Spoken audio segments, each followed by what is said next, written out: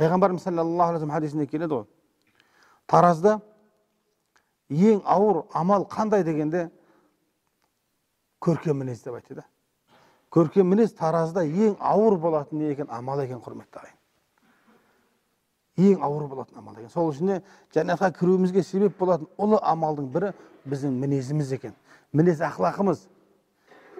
Сол үшін барынша біз өз мінезімізді реттеуіміз керек. Міне баршамыз қазір білім алып жатырмыз ғой. Біз мінезімізбен жұмыс жасауымыз керек. Өзіміздің іс-қимылымызбен, сөздерімізбен, жүріс-тұрысымызбен жұмыс жасауымыз керек. Бізде жақсы жаққа өзгеру болу керек. Пайғамбар қалай болды? Адамдармен қалай мәміледе болды? Алла субхана ва тағаламен қандай байланыста болды? Біз барлығын білуіміз керек. Дене соның барлығын біз бойымызға сіңдіруіміз керек. Алла субхана ва тағала Құран-ы Кәрімде «Инна Аллах ла юғайру ма би қаумин хатта юғайру ма би анфусихим» дейді.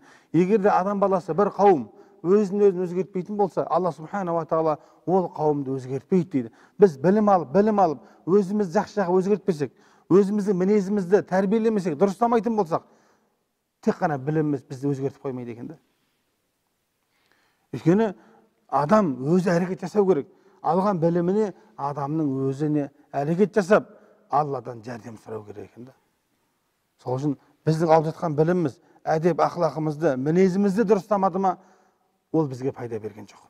Білеміз, біз әрқашанда «О Раббым, бізге пайдалы білім бер» деп дұға қыламыз. «Аллахумма инна насалука илман нафиан». «О Раббым, бізге пайдалы білім бер» деп дұға етеміз. Ал бұның екінші жағы бар екен де, зиянды білім де бар екен да. Білім екі түрлі болады. Қияметте тозаққа ең бірінші тасталатын үш адамның бірі ғалым адам. Алла сақтасын да. Ол білім бізге пайда бермесе, сөзсіз зиянын береді, айтып қояйын.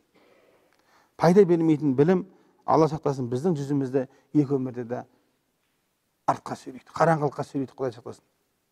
Сол үшін біз алған біліміміздің пайдалы болу үшін оған амал етіп, мінезімізді торлауымыз керек.